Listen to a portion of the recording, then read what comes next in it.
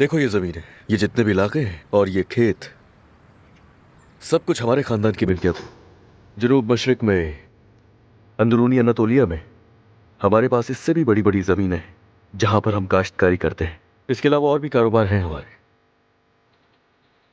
और तुम्हें यहां लाने का मकसद बस एक है, जान लो किस खानदान में आने वाली हो।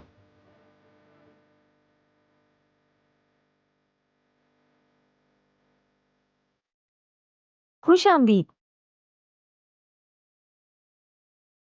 और ये सभी हमारे मददगार हैं। ये सब की सब हमारे खानदान के लिए अहम है। ये लोग मेहनती हैं और अगर अल्लाह ने चाहा तो जल्द ही तुम्हारी बहनों की तरह होंगी।